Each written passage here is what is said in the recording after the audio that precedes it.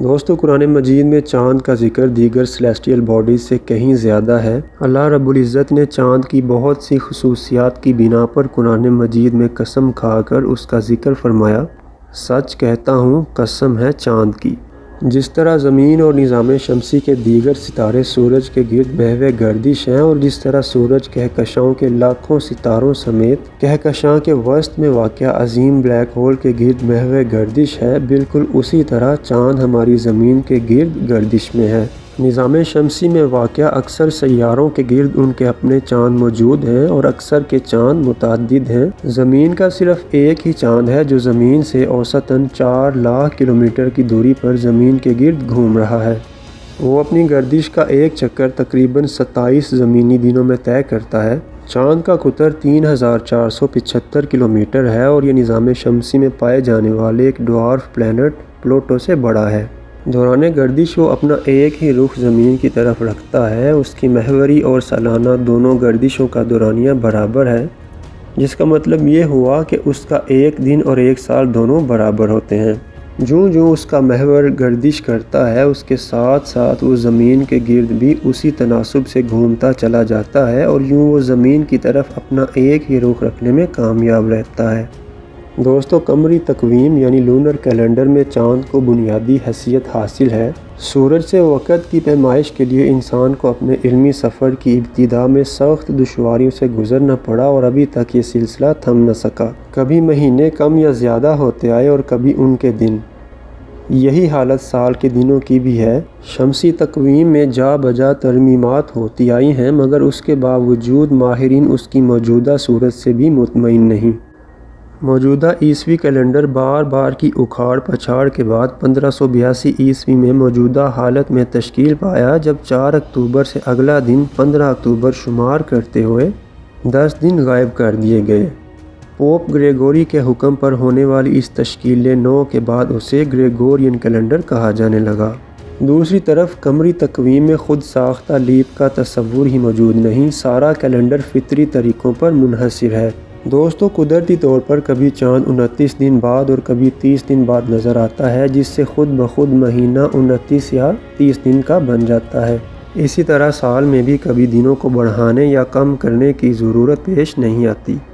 دوستو، چاند زمین کے گرد مدار میں اپنا 360 درجے کا ایک چکر 27 دن 7 گھنٹے 43 منٹ اور 11.5 یا 6 سیکنڈ کی مدت میں مکمل کرتا ہے، اور پھر واپس اسی جگہ پر آ جاتا ہے۔ مگر یہاں ایک بڑی اہم بات قابل توجہ ہے کہ زمین بھی چونکہ اسی سمت میں سورج کے گرد محو گردش ہے، اور وہ مذکورہ وقت میں سورج کے گرد اپنے مدار کا 27 درجے فاصلہ طے کر جاتی ہے، لہٰذا اب چاند کو ہر ماہ 27 درجے کا اضافی فاصلہ بھی طے کرنا پڑتا ہے۔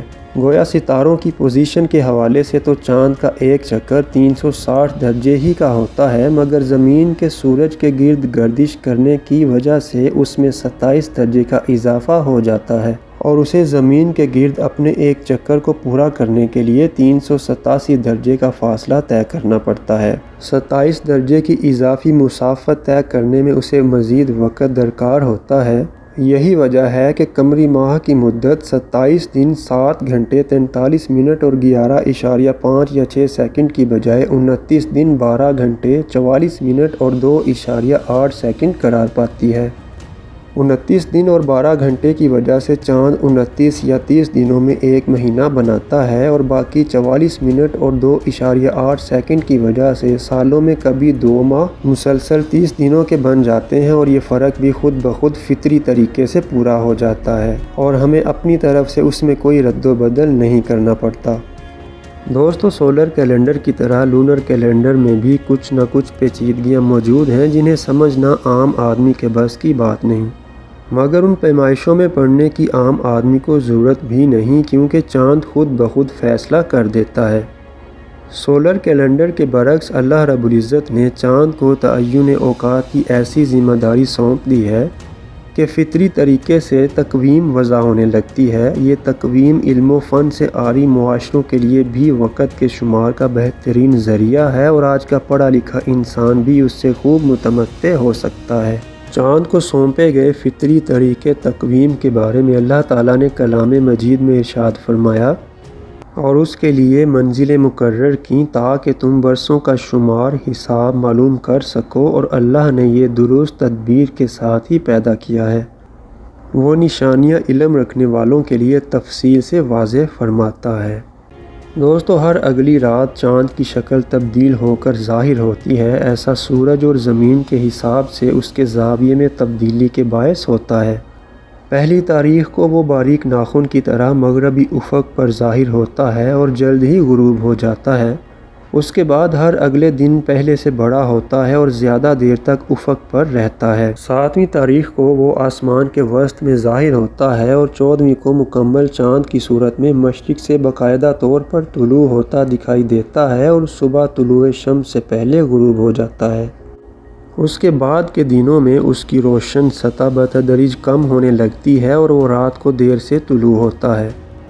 آخری تاریخوں میں وہ صبح کے وقت طلوع ہوتا ہے۔ ان دنوں اس کی حالت بہت باریک ہو جاتی ہے۔ چاند کی اس حالت کو اللہ تعالیٰ نے ارجون قدیم یعنی پرانی بسیدہ شاخ سے تشبیہ دی ہے۔ اللہ رب العزت کا فرمان ہے، اور ہم نے چاند کی منازل طے کر رکھی ہیں یہاں تک کہ وہ پلٹ کر پرانی بوسیدہ ٹہنی جیسا ہو جاتا ہے۔ دوستو، چاند کی روشنی جو چاندنی راتوں میں انتہائی دل فریب حسن رکھتی ہے، اس کی اپنی نہیں ہوتی۔ چاند تو محض سورج کی طرف سے آنے والی روشنی کو منعکس کر کے چمکتا دکھائی دیتا ہے۔ یہی وجہ ہے کہ ہم سے زاویہ بدلنے پر اس کی شکلیں بھی بدلنے لگتی ہیں۔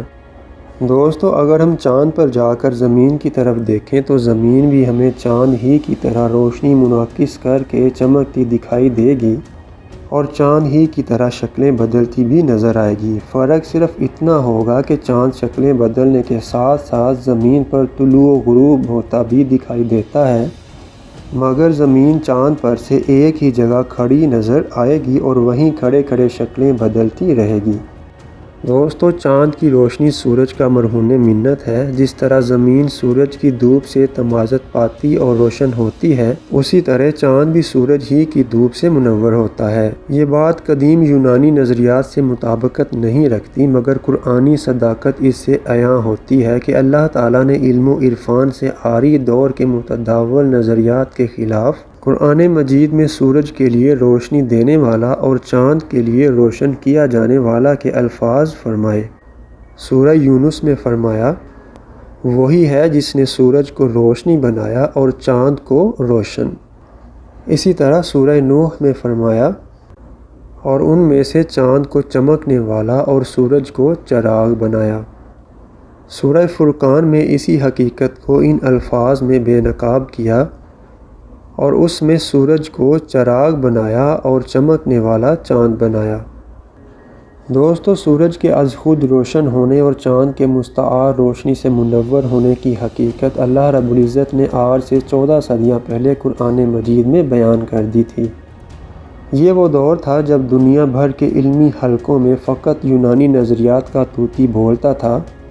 ایسے ماحول میں آج کے دور کی سائنس کے نظریات کا کما حق کوہو پیش کرنا فقط اللہ رب العزت ہی کی قدرت سے ممکن ہے۔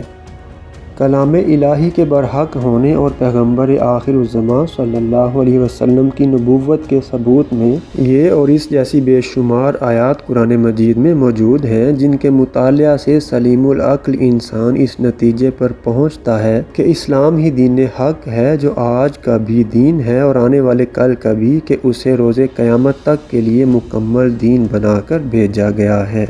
دوستو، یہ ایپیسوڈ یہاں اختتام پذیر ہوتی ہے۔ اگر آپ کو یہ ویڈیو پسند آئی ہو تو لائک، شیئر، کومنٹ اور سبسکرائب کرنا نہ بھولیں۔